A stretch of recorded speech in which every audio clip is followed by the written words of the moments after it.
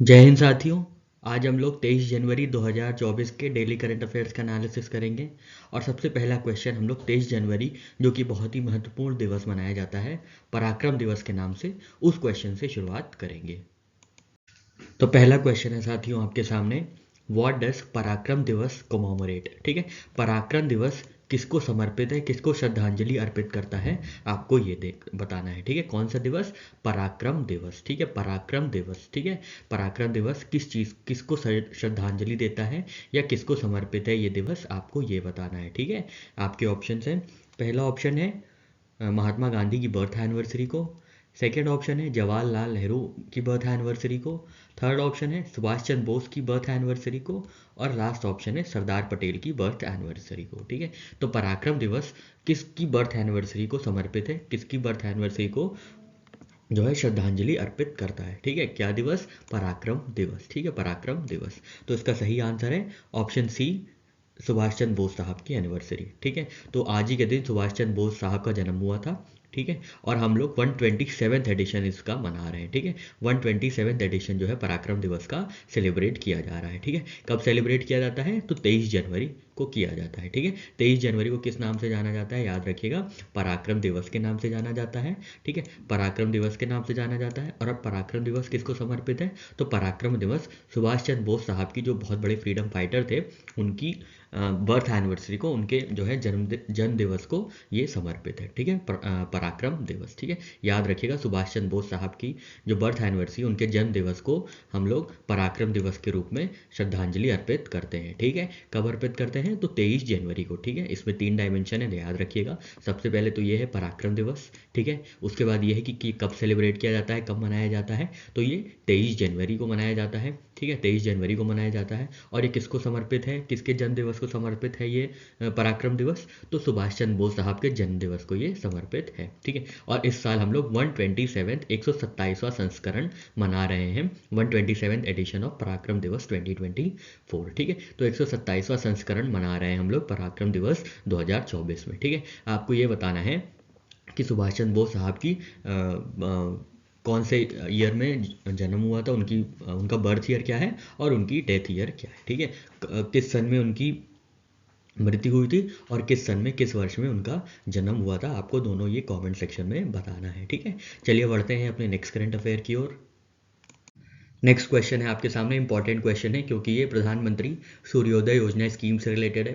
तो आपको बताना है, what is the goal of प्रधानमंत्री सूर्योदय योजना in terms of roof top solar installations. ठीक है, तो सबसे पहले आपको ये देखना है सूर्योदय योजना क्या है। तो सूर्योदय योजना ये स्कीम है कि सारे घरों में, मतलब कुछ घरों में क्या होगा, कुछ घरों की छत में सोलर पैनल्स इंस्टॉल किए जाएंगे। ठीक है, कुछ घरों के छत पे क्या किए जाएंगे, रूफटॉप सोलर इंस्टॉलेशंस होंगे, जिसकी चलते क्या होगा, जो हमारा बिजली का किराया है, बिजली का बिल आता है, वो घट जाएगा, वो कम हो जाएगा। ठीक है, तो सूर्योदय योजना क्या करेगा, घर की छतों पे रूफटॉप सोलर को इंस्टॉल्स करेगा। ठीक है, सोलर पैनल्स जो हैं वो रूफटॉप पे इंस्टॉल किए जाएंगे। ठीक है, तो सूर्योदय योजना का ऑब्जेक्टिव सबसे पहले तो आप ये याद रखिएगा कि ये रूफटॉप सोलर इंस्टॉलेशन से रिलेटेड है। ठीक है, अब आपको बताना है what is the goal of प्रधानमंत्री सूर्योदय योजना। ठीक है, तो सूर्योदय योजना, प्रधानमंत्री सूर्योदय योजना के अंतर्गत कितने परिवारों में या कितनी छतों पे रूफटॉप सोलर को इंस्टॉल किया जाएगा, आपको ये बताना है। ठीक है, एक पर्टिकुलर डेटा होगा आपके सामने और आपको बताना है कि कितने हाउस होल्ड्स में या कितनी रूफटॉप्स पे ये रूफटॉप सोलर इंस्टॉल किए जाएंगे प्रधानमंत्री सूर्योदय योजना के अंतर्गत। और आपके ऑप्शन है, पहला ऑप्शन है 1 lakh house holds, second option है 1 crore house holds, third option है 10 करोड़ हाउस होल्ड्स, और लास्ट ऑप्शन है 50 लाख हाउस होल्ड्स। ठीक है, इन चारों में से प्रधानमंत्री सूर्योदय योजना का गोल क्या है, कितने घरों में या कितनी छतों पे सोलर रूफटॉप इंस्टॉल्स करने हैं, आपको ये बताना था। और इसका सही आंसर है साथियों option B, 1 crore households. ठीक है, option B, 1 crore households के ऊपर क्या होगा, सोलर पैनल्स को इंस्टॉल किया जाएगा प्रधानमंत्री सूर्योदय योजना के अंतर्गत। ठीक है, अब यहाँ पे कुछ बातें देख लेते हैं। तो यहाँ पे ऑब्जेक्टिव क्या है, ऑब्जेक्टिव यही है कि बिजली का किराया कम होगा, बिजली का बिल कम होगा जब हम लोग सौर ऊर्जा का इस्तेमाल करेंगे। ठीक है, तो सौर ऊर्जा का इस्तेमाल करने के लिए प्रधानमंत्री सूर्योदय योजना को लाया गया है। ठीक है, इसमें क्या होगा, इसमें होगा कि 1 करोड़ हाउस होल्ड्स में क्या होगा, 1 करोड़ हाउस होल्ड्स की छत पे क्या होगा, सोलर रूफटॉप पैनल्स को इंस्टॉल किया जाएगा। ठीक है, टारगेट बेनिफिशियरीज कौन होंगे, जो लो और मिडिल इनकम इंडिविजुअल्स होंगे। ठीक है, जो लो और मिडिल इनकम इंडिविजुअल्स होंगे उनको इस 1 करोड़ वाले गोल में रखा जाएगा। ठीक है, बेनिफिट्स क्या क्या होंगे, इलेक्ट्रिसिटी मिल जाएगी लोगों को। ठीक है, और क्या होगा, बिजली का बिल घटेगा, सबसे बड़ी बात यही है, एडिशनल इनकम हो जाएगी। ठीक है, एक और स्कीम है इससे related, national campaign for rooftop solar adoption. ठीक है, इसके अंतर्गत क्या होता है, इसके अंतर्गत ये होता है कि इनकरेज करता है रेजिडेंशियल कंज्यूमर्स को, ताकि वो रूफटॉप सोलर सिस्टम जो है अडॉप्ट कर सके और जो भी कोल बेस्ड एनर्जी है उससे ट्रांजिशन हो सके सोलर बेस्ड इलेक्ट्रिसिटी में। ठीक है, अभी हम लोग कोयला निर्मित जो है विद्युत यूज़ करते हैं, तो इसको स्थानांतरण करने के लिए, ट्रांसफ़र करने के लिए किस पे, सोलर बेस्ड एनर्जी के लिए ये national campaign for rooftop solar adoption लाया गया था। ठीक है, और इसके अंदर क्या स्कीम है, इसके अंदर क्या फाइनेंशियल इंसेंटिव्स है, तो 40% तक का फाइनेंशियल असिस्टेंस मिलेगा। ठीक है, अगर आप अपने घर के ऊपर क्या करते हैं, सोलर रूफटॉप पैनल्स लगवाते हैं, तो क्या होगा, आपको 40% तक की कैपिटल कॉस्ट की जो है फाइनेंशियल इंसेंटिव्स दी जाएंगी। ठीक है, तो यहाँ पे हम लोग ने सूर्योदय योजना के बारे में देखा, प्रधानमंत्री सूर्योदय योजना के बारे में। तो ये किससे रिलेटेड है, ये सोलर रूफटॉप इंस्टॉलेशन से रिलेटेड है। कितने घरों में लगाएंगे, तो 1 करोड़ हाउस होल्ड्स में लगाया जाएगा। ठीक है, और इसके टारगेट बेनिफिशियरीज कौन होंगे, इनके टारगेट बेनिफिशियरीज होंगे लो और मिडिल इनकम कंट्रीज। ठीक है, तो आप ध्यान दीजिएगा, ये 3-4 डायमेंशन है प्रधानमंत्री सूर्योदय योजना के, और काफ़ी चांसेस हैं कि इससे आपसे डेटा से रिलेटेड आपसे क्वेश्चन पूछा जाए। ठीक है, अभी जैसे जैसे डिटेल्स बाहर आएंगी वैसे वैसे हम लोग और चीज़ें इसके बारे में डिस्कस करेंगे। ठीक है साथियों, यहाँ पे आपको समझ में आ गया कि प्रधानमंत्री सूर्योदय योजना का क्या यहाँ पे ऑब्जेक्टिव है और क्या गोल है। अब बढ़ते हैं हम लोग अपने नेक्स्ट करंट अफेयर की ओर। नेक्स्ट क्वेश्चन है आपके सामने, वेयर इज ऑपरेशन सर्व शक्ति बीइंग लॉन्च। ठीक है, ऑपरेशन सर्व शक्ति कहाँ पे चलाया गया है, आपको ये बताना है। आपके ऑप्शन है, पहला ऑप्शन है पंजाब, सेकेंड ऑप्शन है Jammu and Kashmir, third option है राजस्थान, और लास्ट ऑप्शन है उत्तर प्रदेश। ठीक है, तो ऑपरेशन सर्व शक्ति कहाँ पे चलाया गया था, आपको ये बताना था, और इसका सही आंसर है ऑप्शन बी, जम्मू कश्मीर में। ठीक है, जम्मू कश्मीर में आप देख रहे होंगे कि आजकल आतंकवादी गतिविधियां बहुत बढ़ती जा रही हैं। ठीक है, पाकिस्तानी स्पॉन्सर टेररिज्म बढ़ता जा रहा है, जिसके चलते क्या किया गया है, ऑपरेशन सर्व शक्ति को लॉन्च किया गया है। ठीक है, इससे क्या होगा, इससे जो भी टेररिस्ट एक्टिविटीज़ हैं उनको फॉइल किया जाएगा, उनको मतलब रोका जाएगा, उनको कर्ब किया जाएगा। ठीक है, जो भी आतंकवादी गतिविधियां या घटनाएं हो रही हैं जम्मू कश्मीर में, उनको रोकने के लिए, उन पे लगाम लगाने के लिए ऑपरेशन सर्व शक्ति लॉन्च किया गया है। ठीक है, ऑपरेशन सर्व शक्ति लॉन्च किया गया है। ठीक है, और ये कहाँ पे किया गया है, तो ये जम्मू कश्मीर में किया गया है। ठीक है, हो सकता है आपसे उल्टा क्वेश्चन पूछ लें कि पाकिस्तानी बेस्ड टेररिज्म को कंटेन करने के लिए, कर्ब करने के लिए इंडियन आर्मी ने एक नया ऑपरेशन चलाया है, तो आपको उसका नाम बताना है। तो आपको नाम भी याद रखना है और आपको जगह भी याद रखनी है और आपको यूनिट भी याद रखनी है कि किसने चलाया है, तो इंडियन आर्मी ने ये चलाया है। ठीक है, हो सकता है आपके सामने ऑप्शन दे दे कि ऑपरेशन सर्व शक्ति किसकी इनिशिएटिव है, तो आपके सामने ऑप्शन हो जाए कि CISF की, कि CRPF की, ITBP की, या किसी तरीके की, BSF की, इंडियन आर्मी की। तब आपको याद रखना है कि इंडियन आर्मी जो है, डिफेंस यूनिट जो है, इंडियन आर्मी की डिफेंस यूनिट, उन्होंने ऑपरेशन सर्व शक्ति चलाया है कहाँ पे, जम्मू एंड कश्मीर में। किस लिए, तो टेररिज्म, पाकिस्तानी स्पॉन्सर टेररिज्म को कंटेन करने के लिए। ठीक है, तो ये 3-4 डायमेंशन हैं इस क्वेश्चन के, जिसको आपको ध्यान में रखना है। ठीक है, चलिए बढ़ते हैं अपने नेक्स्ट करंट अफेयर की ओर।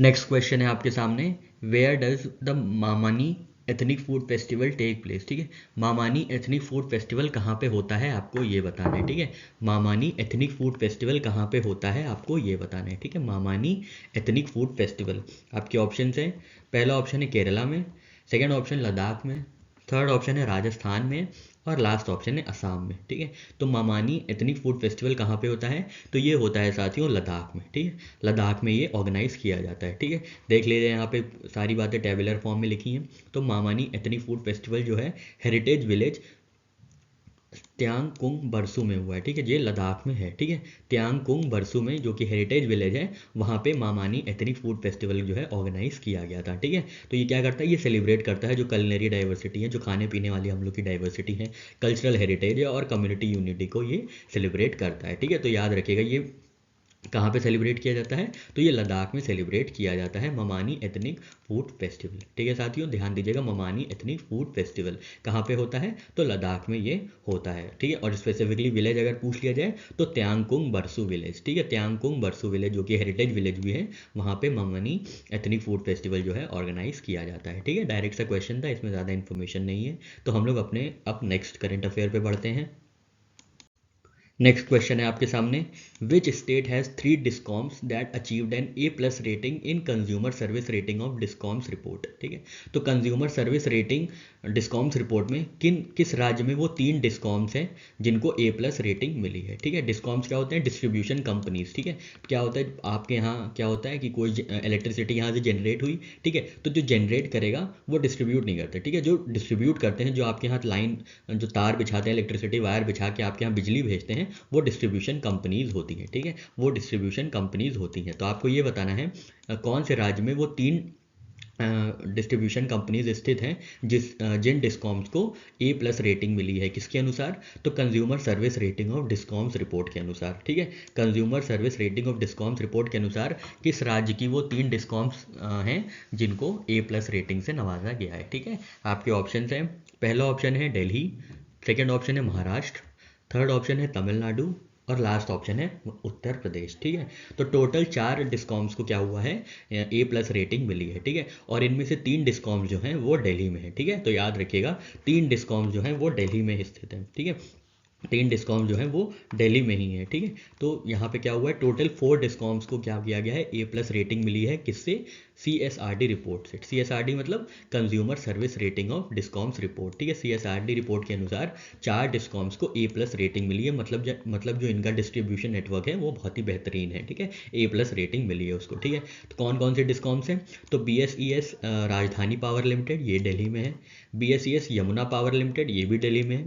Tata power Delhi distribution limited, ये भी दिल्ली में है। और चौथी कौन सी है? चौथी है Noida power company limited, Uttar Pradesh की। ठीक है, जो भाई हमारे उत्तर प्रदेश, जो भी भाई और बहन हमारे UPPCS 2024 को टारगेट कर रहे हैं, वो ध्यान दें कि नोएडा पावर कंपनी को A+ रेटिंग मिली है। ठीक है, आपको तीनों डायमेंशन याद रखना है, Noida power company A+ rating. ठीक है, हो सकता है आपसे रेटिंग में कंफ्यूज कर ले कि कौन सी रेटिंग मिली है, A+, B-, A++। ठीक है, तो आप कंफ्यूज होकर ये ना लगा दें कि A++। ठीक है, तो बहुत ही इत्मीनान से, बहुत ही ध्यान से सारे डायमेंशंस को हम लोग को समझ के चलना है। ठीक है, तो जो डिस्कॉम्स हैं, डिस्ट्रीब्यूशन कंपनीज हैं, उनमें से 3 दिल्ली में हैं, 3 दिल्ली में हैं जिनको A+ रेटिंग मिली है, और एक उत्तर प्रदेश में है। ठीक है, दिल्ली वाली कौन सी है? तो राजधानी power limited, Yamuna power limited और टाटा पावर लिमिटेड। ठीक है, तो इसके लिए एक छोटी सी ट्रिक है, ट्राई। ठीक है, ट्राई। ठीक है, ट्राई, T से टाटा पावर, R से है राजधानी पावर लिमिटेड और Y से यमुना पावर लिमिटेड। ठीक है, ट्राई। ठीक है, और ये नोएडा। ठीक है, ये नोएडा में यूपी वाली जो है वो नोएडा पावर कंपनी लिमिटेड है जिनको A+ रेटिंग मिली है। ठीक है, याद रखिएगा ट्राई। ठीक है, और याद रखिएगा ये कहाँ पे है सारी? तो ये सारी दिल्ली में है। ठीक है, ये 3 दिल्ली में है और ये जो है ये नोएडा पावर कंपनी ये उत्तर प्रदेश में स्थित है। ठीक है, तो और रेटिंग इनको कौन सी मिली है? A+ रेटिंग मिली है। ठीक है, A+ रेटिंग मिली है, और टोटल 4 डिस्ट्रीब्यूशन कंपनीज हैं, यहाँ पे देखिए 4 है ना, एक तो 3 तो ट्राई है और एक नोएडा पावर है। ठीक है, T से टाटा पावर हो गई, Y से यमुना पावर हो गई और R से राजधानी पावर हो गई। ठीक है, तो ट्राई यहाँ पे और एक नोएडा पावर है, तो ये टोटल 4 डिस्कॉम्स हैं जिनको A+ रेटिंग मिली है latest consumer service rating of discoms report में। ठीक है साथियों, आशा करते हैं चीज़ें क्लियर हुई होंगी। बढ़ते हैं अपने नेक्स्ट करंट अफेयर की ओर। नेक्स्ट क्वेश्चन है आपके सामने, with which country did India conclude a free trade agreement after 16 years of negotiation. ठीक है, 16 साल के नेगोशिएशन के बाद किस कंट्री के साथ इंडिया ने फ्री ट्रेड एग्रीमेंट साइन किया है। ठीक है, 16 साल नेगोशिएशन करने के बाद किस कंट्री ने इंडिया के साथ जो है फ्री ट्रेड एग्रीमेंट साइन किया है, आपको बताना है। आपके ऑप्शन हैं, पहला ऑप्शन है यूनाइटेड स्टेट्स, सेकेंड ऑप्शन है स्विट्ज़रलैंड, थर्ड ऑप्शन है चाइना और लास्ट ऑप्शन है ऑस्ट्रेलिया। ठीक है, इन चारों में से किस कंट्री के साथ इंडिया ने फ्री ट्रेड एग्रीमेंट साइन किया है 16 साल बाद, 16 साल नेगोशिएट करने के बाद। ठीक है, तो इसका सही आंसर है ऑप्शन बी, स्विट्ज़रलैंड। ठीक है, तो इंडिया और स्विट्ज़रलैंड ने जो है कंक्लूड किया है free trade agreement. Free trade agreement क्या होता है?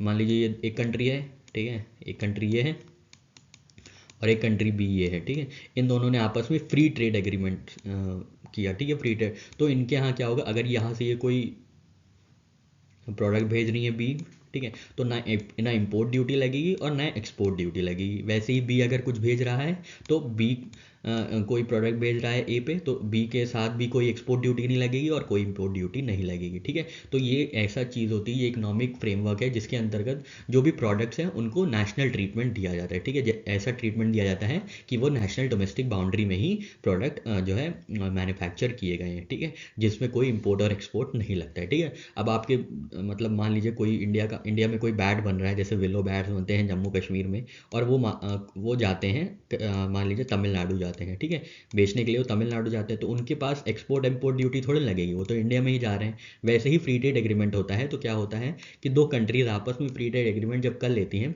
तो आपस की जो भी प्रोडक्ट्स हैं उनको नेशनल ट्रीटमेंट दिया जाता है, ठीक है। उनके ऊपर कोई इंपोर्ट एक्सपोर्ट ड्यूटी नहीं लगती है, ठीक है। उनके ऊपर सिर्फ अपनी रिस्पेक्टिव एक्साइज ड्यूटी लग सकती हैं, जो कि मैन्युफैक्चरिंग ड्यूटी हो सकती है या जैसे जीएसटी हो सकता है, वो सब चीज़ें लग सकती हैं, पर इंपोर्ट एक्सपोर्ट नहीं लग सकता है, ठीक है। तो यही होता है फ्री ट्रेड एग्रीमेंट, ठीक है। यही इकोनॉमिक फ्रेमवर्क को कहते हैं फ्री ट्रेड एग्रीमेंट, ठीक है। और ये किसके साथ कंक्लूड किया गया है? तो ये कंक्लूड किया गया है स्विट्ज़रलैंड के साथ। कितने साल बाद? तो 16 साल के नेगोशिएशंस के बाद, ठीक है। 16 साल के नेगोशिएशन के बाद क्या किया गया है? फ्री ट्रेड किया गया है। किसके साथ? फ्री ट्रेड एग्रीमेंट हुआ है स्विट्ज़रलैंड के साथ, ठीक है साथियों। आशा करते हैं चीज़ें समझ में आ गई होंगी। बढ़ते हैं अपने नेक्स्ट करंट अफेयर की ओर। नेक्स्ट क्वेश्चन है आपके सामने, what is the name of artificial intelligence based platform introduced by central government to promote multilingualism in education, ठीक है।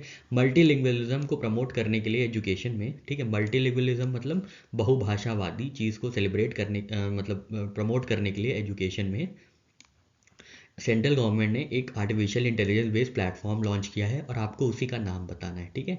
तो मल्टीलिंगुअलिज्म को प्रमोट करने के लिए सेंट्रल गवर्नमेंट ने एक नया वेब बेस्ड प्लेटफॉर्म निकाला है, आर्टिफिशियल इंटेलिजेंस बेस्ड प्लेटफॉर्म निकाला है। आपको उस प्लेटफॉर्म का नाम बताना है। आपके ऑप्शन हैं, पहला ऑप्शन है लिंगुअल लर्न, सेकेंड ऑप्शन है भाषा भारती, थर्ड ऑप्शन है अनुवादिनी, और लास्ट ऑप्शन है मल्टी स्क्रिप्ट, ठीक है। तो मल्टीलिंगुअलिज्म को प्रमोट करने के लिए आर्टिफिशियल इंटेलिजेंस बेस्ड प्लेटफॉर्म निकाला गया था, इंट्रोड्यूस किया गया था सेंट्रल गवर्नमेंट द्वारा। तो उसका नाम होता है ऑप्शन सी अनुवादिनी, ठीक है। अनुवादिनी मतलब, अनुवाद मतलब क्या होता है? ट्रांसलेशन, ठीक है। तो यही ट्रांसलेट करेगा, अनुवादिनी यही करेगी, ठीक है। आर्टिफिशियल इंटेलिजेंस बेस्ड प्लेटफॉर्म क्या करेगा? जो भी टेक्स्ट हैं हमारे, जो भी लिटरेरी टेक्स्ट हैं या जो भी एजुकेशनल टेक्स्ट हैं, उनको हर लैंग्वेज में अनुवाद करेगा, ठीक है। उनका हर लैंग्वेज में अनुवाद करेगा ताकि जो है मल्टीलिंगुअलिज्म बढ़े, ठीक है। यहाँ पे हम लोग कुछ बातें देख लेते हैं। तो इनिशिएटिव का नाम है अनुवादिनी ऐप, ठीक है। अनुवादिनी ऐप ये क्या करेगा? ये क्या है?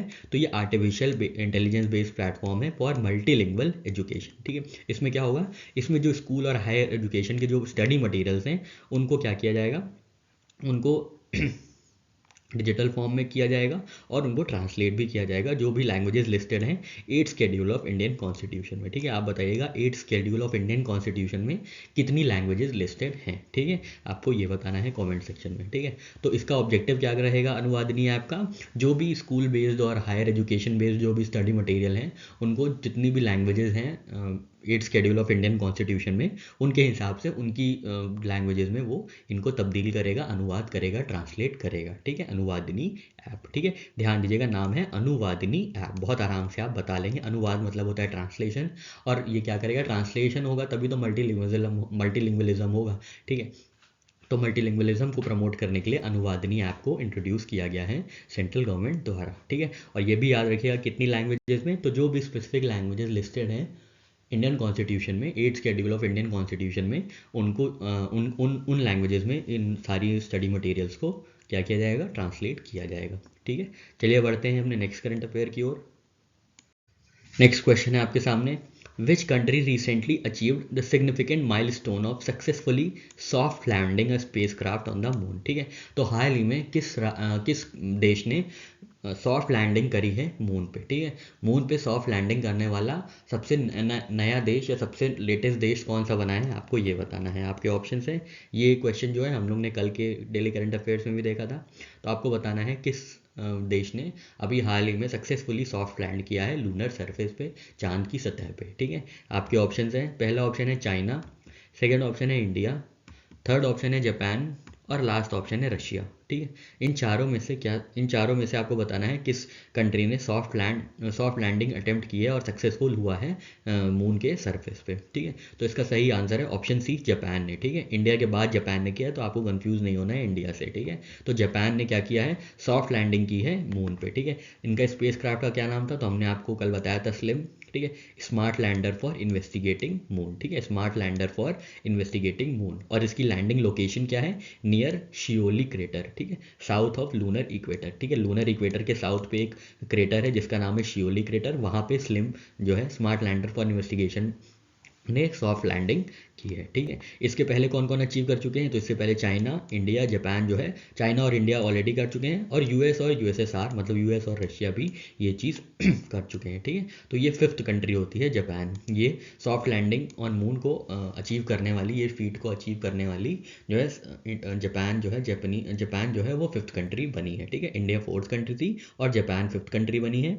और ये इन्होंने कहाँ पे किया है, तो शियोली क्रेटर पे इन्होंने सॉफ्ट लैंड किया है। ठीक है, इनके स्पेस क्राफ्ट का क्या नाम है, स्पेस क्राफ्ट का नाम है स्लिम। ध्यान दीजिएगा स्लिम। ठीक है, हो सकता है आपसे डायरेक्ट उठा के यही पूछ ले कि स्लिम किससे संबंधित है। ठीक है, तो आपको ये नहीं लगाना है कि फिजिकल एट्रीब्यूट से संबंधित है या ऐसा करके कुछ। ठीक है, तो आपको याद रखना है कि ये लूनर सरफेस की सॉफ्ट लैंडिंग से रिलेटेड है। ठीक है, और इसको किसने लॉन्च किया है, इसको जापान ने लॉन्च किया है। इसी के साथ जो है जापान 5th कंट्री बनती है लूनर सरफेस पे सॉफ्ट लैंडिंग करने वाली कंट्री। ठीक है, तो यहाँ पे हम लोग के सारे डायमेंशन क्लियर हो गए। बढ़ते हैं अपने नेक्स्ट करंट अफेयर की ओर।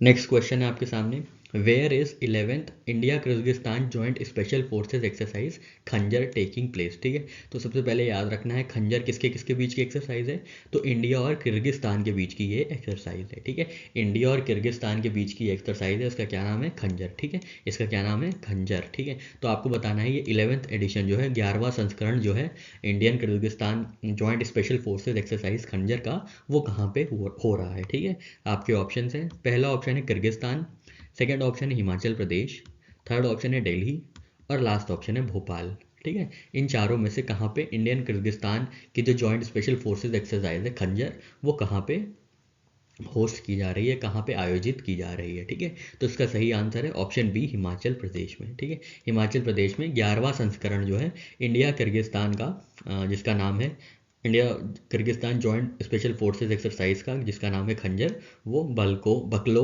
हिमाचल प्रदेश में आयोजित किया जा रहा है। ठीक है, याद रखिएगा हिमाचल प्रदेश में क्या किया जा रहा है, खंजर जो है जॉइंट एक्सरसाइज इंडिया और किर्गिस्तान की, वो कंडक्ट की जा रही है, वो आयोजित की जा रही है। ठीक है, तो कैसे याद रखेंगे खंजर किसकी एक्सरसाइज है, तो याद रखिएगा खंजर जो है कायर लोग रखते हैं। ठीक है, खंजर क्या करते हैं, कायर लोग। कायर की स्पेलिंग KYR से मतलब किर्गिस्तान। ठीक है, ये एक छोटी सी ट्रिक है, आप याद रखिएगा। खंजर देखिए, खंजर ये खंजर, ठीक है, और कायर KYR तो किर्गिस्तान। ठीक है, किर्गिस्तान। ठीक है, तो किर्गिस्तान जो है किर्गिस्तान जो है किर्गिस्तान के साथ जो है इंडिया की खंजर एक्सरसाइज कंडक्ट की जाती है। ठीक है, और ये कहाँ पे हो रहा है, तो ये हिमाचल में हो रहा है। ठीक है, हिमाचल प्रदेश में ये ऑर्गेनाइज किया जा रहा है। ठीक है, कौन सा संस्करण है, तो 11वां संस्करण है। ठीक है, 11वां संस्करण जो है कंडक्ट किया जा रहा है। ठीक है, चलिए बढ़ते हैं अपने नेक्स्ट करंट अफेयर की ओर। नेक्स्ट क्वेश्चन है आपके सामने, in which region is the indigenous date variety Kachchi Kharek primarily found. ठीक है, कच्ची खरक, ठीक है, कच्ची खरेक जो एक डेट वैरायटी है वो कहाँ पे पाई जाती है। ठीक है, आपको ये बताना है। ठीक है, क्या चीज़, कच्ची खरक। ठीक है, कच्ची खरक। ठीक है, ये क्या है, ये डेट की वैरायटी है। ठीक है, ये डेट की वैरायटी है, आपको बताना है ये किस रीजन में पाई जाती है। ठीक है, इसको हाल ही में GI टैग मिला है, इसलिए ये क्वेश्चन इंपॉर्टेंट हो जाता है। ठीक है, तो आपके सामने ऑप्शन हैं, पहला ऑप्शन है coastal region of Gujarat, second option है आपके सामने वेस्टर्न घाट्स इन महाराष्ट्र, थर्ड ऑप्शन है arid region of Kutch in Gujarat, और लास्ट ऑप्शन है ईस्टर्न प्लेन्स ऑफ राजस्थान। ठीक है, तो ये कच्ची खरक जो है, जो इंडिजिनस डेट वैरायटी है, वो कहाँ पे पाई जाती है, आपको ये बताना था, और इसका सही आंसर है option C, arid region of Kutch in Gujarat. ठीक है, तो यहाँ पे देख लीजिए इंडिजिनस डेट वैरायटी है। ठीक है, याद रखिएगा कच्ची खरक क्या है, हो सकता है आपसे यही पूछ ले कि कच्ची खरक क्या है, तो याद रखिएगा कच्ची खरक है डेट वैरायटी। ठीक है, डेट की वैरायटी है ये। ठीक है, इंडिजिनस डेट वैरायटी है ये। ठीक है, और इसकी ओरिजिन कहाँ से होती है, तो कच्छ डिस्ट्रिक्ट जो है गुजरात में, वहाँ से ये ओरिजिन होती है। ठीक है, इसकी ओरिजिन जो होती है ये कच्छ डिस्ट्रिक्ट जो है गुजरात की वहाँ पे होती है और इनको जीआई टैग भी मिला है। ठीक है, देखिए आपके सामने पूरे टेबुलर फॉर्म में कर दिया है ताकि आपको बहुत ही मिनिमम इन्फॉर्मेशन और मैक्सिमम आउटपुट के साथ आपको बढ़िया से रिवीजन करने का मौका मिले। ठीक है, तो डेट वैरायटी कौन सी है, कच्ची करक। ठीक है, ओरिजिन क्या है यहाँ इनका, तो गुजरात। ठीक है, कच्छ गुजरात। और रिकॉग्निशन किस बात का रिकॉग्निशन है, तो जियोग्राफिकल इंडिकेशन टैग मिला है इनको। ठीक है, चलिए बढ़ते हैं अपने नेक्स्ट करंट अफेयर की ओर।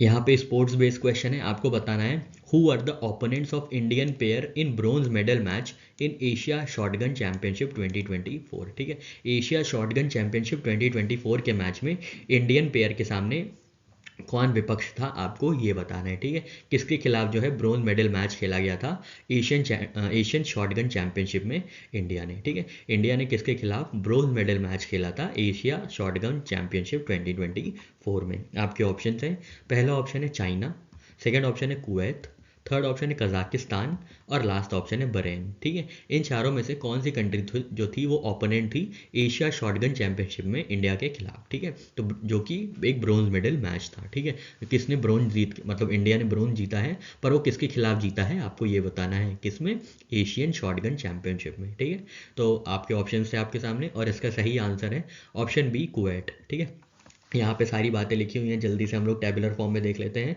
तो इवेंट जो था वो एशियन शॉटगन चैंपियनशिप 2024 था। ये कहाँ पे हुआ था, तो ये कुवैत सिटी में ही हुआ था। ठीक है, आराम से याद हो जाएगा, ये कुवैत सिटी में हुआ था। इंडिया ने क्या जीता है, तो इंडिया ने ब्रोंज मेडल जीता है। कौन से में, स्कीट टीम इवेंट में। ठीक है, मिक्स्ड स्कीट टीम इवेंट में ये जो है मेडल आया है। कौन सा आया है, तो ब्रोंज मेडल आया है। कौन कौन एथलीट थे, तो राइजा ढिलन और गुरजात सिंह खंगूरा। ठीक है, गुरजात सिंह खंगूरा और राइजा ढिलन जो है इंडियन एथलीट्स थी। ठीक है, जिन्होंने मेडल जीता है, ब्रोंज मेडल जीता है मिक्स्ड स्कीट टीम इवेंट में। ठीक है, और ओपोनेंट कौन थे, तो ओपोनेंट के कुवैत के थे अब्दुल्ला अल रशीदी और ईमान अल शमा। ठीक है, तो आपको बस इतना याद रखना है कि जो था, कुवैत था opponent Indian bronze medal match में एशियन शॉटगन चैंपियनशिप में। ठीक है, तो बस आपको यही याद रखना है। ठीक है, और गोल्ड मेडल किसने जीता है, गोल्ड मेडल चाइना ने जीता है।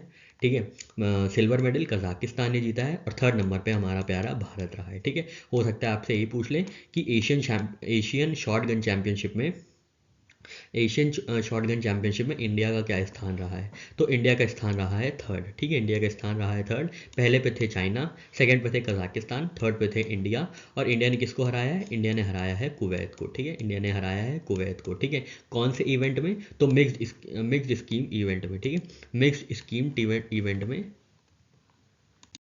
नेक्स्ट क्वेश्चन है आपके सामने, who recently launched the book Assam's brave heart Lachit Borphukan. ठीक है, असाम्स ब्रेव हार्ट लचित बरफुकन जो एक किताब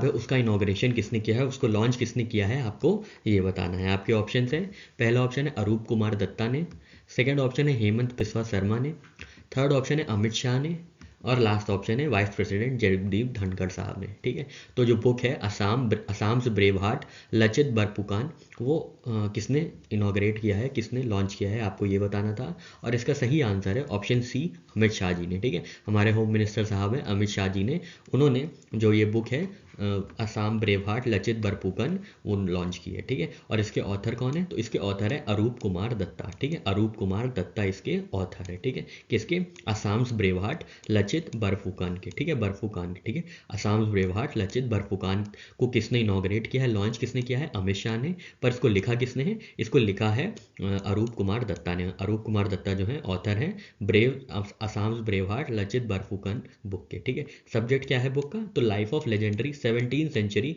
अहोम वॉरियर लचित बरफुकान। ठीक है, तो ये 17वीं सदी के अहोम वॉरियर थे लचित बरफुकान, जो कि असम से आते थे। ठीक है, असम से आते थे, अहोम वॉरियर थे वो। तो उन्हीं के बारे में ये किताब है जिसको लॉन्च किया है अमित शाह ने, पर जिसको लिखा है अरूप कुमार दत्ता ने। ठीक है साथियों, दोनों में डिफरेंस याद रखिएगा और थोड़ा सा जो सब्जेक्ट मैटर है बुक का उस पर भी थोड़ा सा ध्यान दीजिएगा। ठीक है, चलिए बढ़ते हैं अपने नेक्स्ट करंट अफेयर की ओर। नेक्स्ट क्वेश्चन है आपके सामने, what is the name of prestigious award announce by Yogi government of Uttar Pradesh. ठीक है, तो योगी गवर्नमेंट, जो उत्तर प्रदेश की योगी गवर्नमेंट है, उन्होंने प्रेस्टिजियस अवार्ड अनाउंस किया है। तो आपको बताना है उस प्रेस्टिजियस अवार्ड का क्या नाम है। ठीक है, तो किसको दिया गया है वो तो हम लोग बाद में देखेंगे, पहले आपको नाम बताना है उस प्रेस्टिजियस अवार्ड का नाम क्या है, आपको ये बताना है। आपके ऑप्शन है, पहला ऑप्शन है UP excellence award, second option है योगी गौरव पुरस्कार, थर्ड ऑप्शन है उत्तर प्रदेश रिकॉग्निशन, और लास्ट ऑप्शन है यूपी गौरव सम्मान। ठीक है, यूपी गौरव सम्मान जो है इसका सही आंसर है। ठीक है, तो योगी गवर्नमेंट ने अनाउंस किया है कि वो यूपी गवर्नमेंट सम्मान जो है देगी। ठीक है, अनाउंस कर दिया है। और कौन कौन इसमें अवॉर्डीज़ हैं, तो इसमें अवॉर्डीज़ हैं डॉक्टर रितु जो कि एमिनेंट साइंटिस्ट हैं, और रेनाउंड एंटरप्रेन्योर नवीन। ठीक है, ये दो अवॉर्डीज़ हैं, इनको उत्तर प्रदेश की जो सरकार है उत्तर प्रदेश गौरव सम्मान से नवाजा गया है। ठीक है, इनको उत्तर प्रदेश गौरव सम्मान का पुरस्कार प्राप्त हुआ है। कौन कौन है, तो साइंटिस्ट हैं डॉक्टर रितु। ठीक है, साइंटिस्ट हैं डॉक्टर रितु, और रिनाउंड एंटरप्रेन्योर हैं नवीन। ठीक है, तो ध्यान दीजिएगा जो भी यूपी पीसीएस दे रहे हैं उनके लिए स्पेसिफिकली ये बहुत ज़रूरी है। ठीक है, तो डॉक्टर रितु जो है एमिनेंट साइंटिस्ट हैं, और रेनाउंड एंटरप्रेन्योर हैं नवीन, जिनको यूपी गौरव सम्मान से पुरस्कृत किया गया है। ठीक है साथियों, याद रखिएगा क्या नाम है, डॉक्टर रितु जो कि साइंटिस्ट हैं, और रेनाउंड एंटरप्रेन्योर है नवीन, उनको ये यूपी गौरव सम्मान से पुरस्कृत किया गया है। ठीक है, चलिए बढ़ते हैं अपने नेक्स्ट करंट अफेयर की ओर। नेक्स्ट क्वेश्चन है आपके सामने, who was the opponent of Tai Tzu Ying in Indian Open 2024 women singles final. ठीक है, Indian Open women singles final में ताई जू यिंग के ओपोनेंट कौन थी, आपको ये बताना है। ठीक है, बस ऐसा पासिंग इन्फॉर्मेशन देख लीजिएगा, हालांकि इससे क्वेश्चन नहीं फ्रेम होना चाहिए क्योंकि इसमें इंडियन कॉन्टेक्स्ट बहुत कम है। बस ये कॉन्टेक्स्ट है कि ये इंडिया में हुआ है, इसलिए ये जो है न्यूज़ इंपॉर्टेंट हो जाती है। ठीक है, तो आपको बताना है विमेन सिंगल फाइनल्स में, ठीक है, इंडियन ओपन के विमेन सिंगल्स फाइनल में ताई जू यिंग के खिलाफ किसने जो है खेला था, आपको ये बताना है। आपके ऑप्शन हैं साइना नेहवाल, सेकेंड ऑप्शन है पीवी सिंधु, थर्ड ऑप्शन है शेन यू फी, और लास्ट ऑप्शन है रचनॉक इंटोनन। ठीक है, इन चारों में से किसने विमेन सिंगल्स फाइनल में, इंडियन ओपन के विमेन सिंगल फाइनल्स में ताई जू यिंग के खिलाफ खेला था। ठीक है, तो इसका सही आंसर, अगर आप सोच रहे हैं पीवी सिंधु है तो बिल्कुल गलत सोच रहे हैं, क्योंकि इसका सही आंसर है option C Shen Yufei ने। ठीक है, शेन यू फाई जो है इनके खिलाफ खेली थी। ठीक है, इंडियन ओपन 2024 हुआ था, इंडियन ओपन 2024। ठीक है, जिसमें ताई जू यिंग जीत गई हैं। ये चाइनीज़ तैपेई की हैं। ठीक है, चाइनीज़ तैपेई की हैं, और उनके अगेंस्ट थी चेन यू फे। ठीक है, जो कि चाइना की है। ठीक है, तो एक बार आप बस नाम याद रखिएगा, ताई चेन। ठीक है, ताई और चेन। ठीक है, ताई और चेन। ठीक है, दोनों ही चाइनीज़ मतलब चाइनीज़ तैपेई की हैं और एक चाइना की है। ठीक है, कहाँ पे, इंडियन ओपन के वुमेन सिंगल्स फाइनल में। ठीक है, आशा करते हैं चीज़ें समझ में आ गई होंगी। बढ़ते हैं अपने नेक्स्ट करंट अफेयर की ओर। नेक्स्ट क्वेश्चन आपके सामने है, काफ़ी इंपॉर्टेंट है, आप ध्यान दीजिएगा।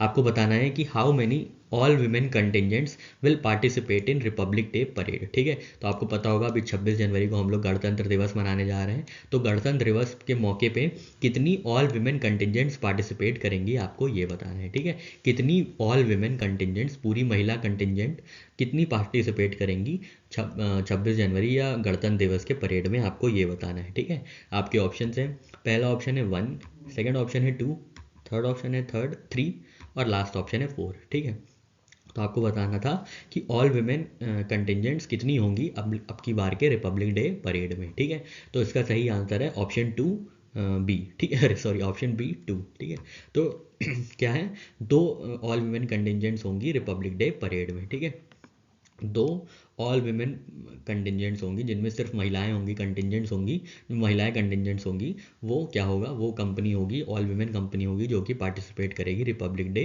परेड में। और कंटिजेंट लीडर कौन होंगी, कंटिजेंट लीडर होंगी कैप्टन संध्या। ठीक है, कैप्टन संध्या। ठीक है, ध्यान दीजिएगा, बहुत इंपॉर्टेंट नाम है कैप्टन संध्या। ठीक है, और कंटिजेंट की कॉम्पोजिशन क्या होगी, तो 148 मेंबर्स होंगे इसमें। ठीक है, 148 मेंबर्स होंगे, मतलब 148 फीमेल्स होंगी जो कि कंटिजेंट का पार्ट रहेंगी। ठीक है, तो बहुत इंपॉर्टेंट डायमेंशंस देख लेते हैं इसमें, कितनी ऑल वुमेन कंटिजेंट्स हैं, तो 2 कंटिजेंट्स है ऑल वुमेन। टोटल मेंबर्स कितने हैं, 148 हैं। ठीक है, 148 टोटल मेंबर्स। और कैप्टन कौन होगा, इनको लीड कौन करेगा, इनको लीड करेंगी कैप्टन संध्या। ठीक है, कैप्टन संध्या इनको लीड करेंगी। ठीक है, इसमें 3 डायमेंशन है, ध्यान दीजिएगा। ठीक है, कैप्टन संध्या लीड करेंगी 2 विमेन कंटिजेंट्स को, जिनकी टोटल कॉम्पोजिशन है 148 मेंबर्स की। ठीक है, 148 मेंबर्स की जो कंटिजेंट है उनको लीड करेंगी कौन, उनको लीड करेंगी कैप्टन संध्या। ठीक है, और इसमें 2 ऑल वुमेन कंटिजेंट्स होंगी जो कि पार्टिसिपेट करेंगी women day Republic Day parade में। ठीक है साथियों, आशा करते हैं चीज़ें समझ में आ गई होंगी। बढ़ते हैं अपने नेक्स्ट करंट अफेयर की ओर।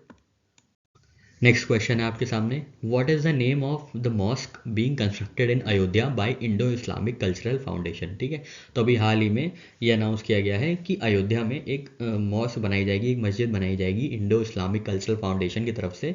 तो आपको बताना है उस मस्जिद का नाम क्या होगा। ठीक है, उस मस्जिद का नाम क्या होगा जो कि इंडो इस्लामिक कल्चरल फाउंडेशन बनाएगी अयोध्या में। ठीक है, आपके ऑप्शन हैं, पहला ऑप्शन है मस्जिद इकबाल उल मुल्क, सेकेंड ऑप्शन है मस्जिद अल फारूक, थर्ड ऑप्शन है मस्जिद मोहम्मद बिन अब्दुल्ला, और लास्ट ऑप्शन है मस्जिद रहमत ए अलम। ठीक है, तो इन चारों में से उस मस्जिद का क्या नाम होगा जो कि अयोध्या में बनाई जाएगी इंडो इस्लामिक कल्चरल फाउंडेशन की तरफ से। ठीक है, तो इसका सही आंसर है ऑप्शन सी, मस्जिद मोहम्मद बिन अब्दुल्ला। ठीक है, तो इंडो इस्लामिक कल्चरल फाउंडेशन ने अनाउंस किया है कि वो बहुत बड़ी मस्जिद बनाएंगे अयोध्या में जिसका नाम होगा मस्जिद मोहम्मद बिन अब्दुल्ला। ठीक है, बस नाम याद रखिएगा और इसमें कुछ जानने की ज़रूरत नहीं है, मस्जिद बिन अब्दुल्ला, और इसकी लोकेशन देख लीजिएगा तो अयोध्या में ये बनाया जाएगा। ठीक है, अयोध्या में ये मस्जिद बनाई जाएगी। ठीक है, कौन सी मस्जिद, मस्जिद मोहम्मद बिन अब्दुल्ला। ठीक है, मस्जिद मोहम्मद बिन अब्दुल्ला ये मस्जिद का नाम होगा।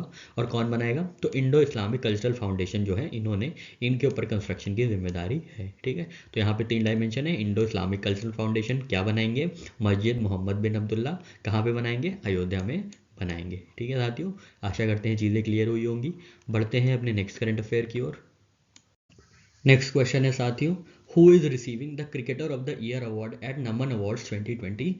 ठीक है, नमन अवार्ड्स 2023 में किसको क्रिकेटर ऑफ द ईयर का अवार्ड मिलेगा, क्रिकेटर ऑफ द ईयर का पुरस्कार मिलेगा नमन अवार्ड्स 2023 में, आपको ये बताना है। ठीक है, आपके ऑप्शन हैं, पहला ऑप्शन है विराट कोहली, सेकेंड ऑप्शन है रोहित शर्मा, थर्ड ऑप्शन है जसप्रीत बुमराह, और लास्ट ऑप्शन है शुभमन गिल। ठीक है, इन चारों में से cricketer of the year award किसको मिलेगा नमन अवार्ड्स 2023 में, आपको ये बताना था। और इसका सही आंसर है ऑप्शन डी, शुभमन गिल को। ठीक है, तो शुभमन गिल को क्या मिलेगा, नमन अवार्ड्स दिया जाएगा। ठीक है, इसके साथ एक और अवार्ड दिया जाएगा, लाइफ टाइम अचीवमेंट अवार्ड, तो वो एक्स कोच और ex player of Indian cricket team Ravi Shastri साहब को जाएगा। ठीक है, रवि शास्त्री साहब को लाइफ टाइम अचीवमेंट अवार्ड मिलेगा और शुभमन गिल को cricketer of the year award 2023 को मिलेगा। ठीक है, और ये कहाँ पे दिया जाएगा, ये हैदराबाद में दिया जाएगा। ठीक है, ये बीसीसीआई का अवार्ड है, जो नमन अवार्ड्स है ये बीसीसीआई का अवार्ड है। ठीक है, इसलिए ये इंपॉर्टेंट हो जाता है। ठीक है, तो इसमें 2 अवार्डीज़ हैं, कौन कौन, शुभमन गिल। ठीक है, उनको किसके लिए अवार्ड दिया जाएगा, तो उनको अवार्ड दिया जाएगा क्रिकेटर ऑफ द ईयर 2023 के लिए।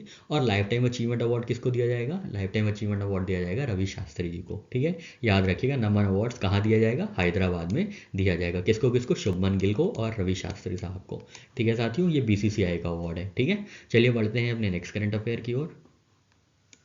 नेक्स्ट क्वेश्चन है आपके सामने, how much has Asian infrastructure investment bank infused into sustainable energy infra trust. ठीक है, तो एशियन इंफ्रास्ट्रक्चर इन्वेस्टमेंट बैंक ने कितना इन्वेस्टमेंट किया है सस्टेनेबल एनर्जी इंफ्रा ट्रस्ट में, आपको ये बताना है। ठीक है, एशियन इंफ्रास्ट्रक्चर इन्वेस्टमेंट बैंक ने कितना पैसा इन्फ्यूज़ किया है सस्टेनेबल एनर्जी इंफ्रा ट्रस्ट में, आपको ये बताना था। और आपके ऑप्शन हैं, पहला ऑप्शन है 2.3 बिलियन, सेकेंड ऑप्शन है $40 मिलियन, थर्ड ऑप्शन है 4.86 बिलियन रुपीज़, और लास्ट ऑप्शन है 108 मिलियन डॉलर्स। ठीक है, 108.4 मिलियन डॉलर्स। ठीक है, तो इन चारों में से जो सही ऑप्शन है वो है ऑप्शन सी, 4.4 बिलियन।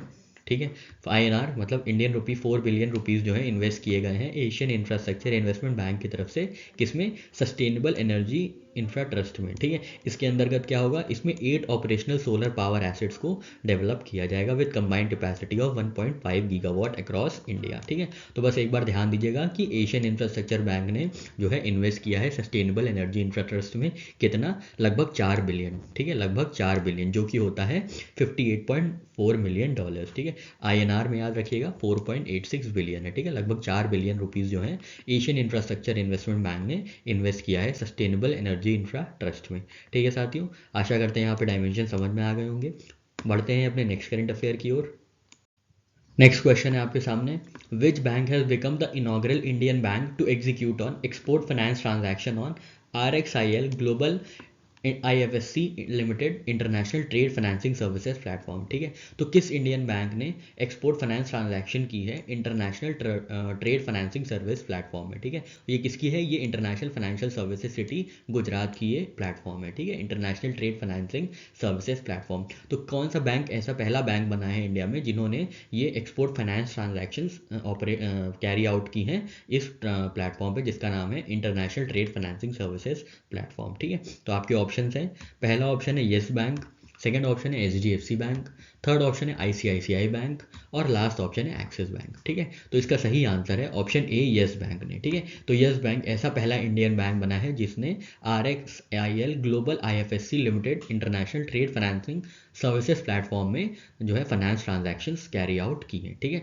तो बस इतना याद रखना है कि ये जो ट्रांजैक्शन की गई है ये येस बैंक द्वारा की गई है और ये पहला ऐसा इंडियन बैंक बना है जिसने ऐसी ट्रांजैक्शंस की है, ठीक है, इसलिए ये इंपॉर्टेंट हो जाता है, ठीक है साथियों। चलिए बढ़ते हैं अपने नेक्स्ट करंट अफेयर की ओर। इस स्लाइड में हम लोग देखेंगे कि आईसीसी ने अभी अनाउंस किया है अपनी men's T20 team of the year 2023 और women's T20 team of the year 2023, ठीक है। तो आप ध्यान दीजिएगा कि कौन कौन से Indian players T20 team of the year 2023 में इंक्लूड किए गए हैं, ठीक है। तो सबसे पहले मेंस T20 टीम देख लेते हैं।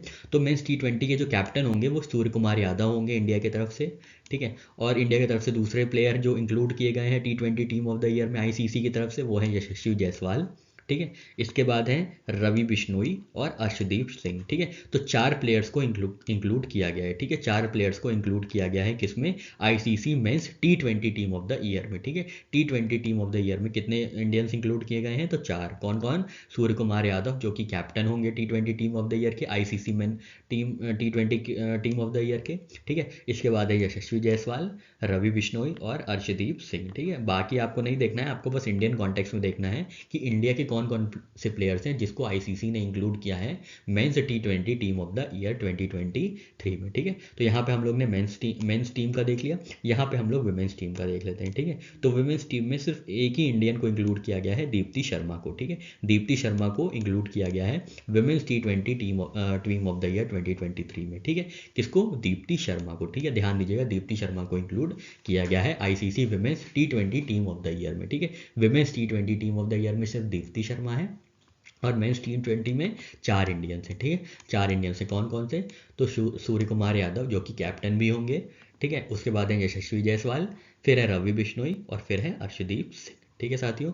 आशा करते हैं चीज़ें क्लियर हुई होंगी।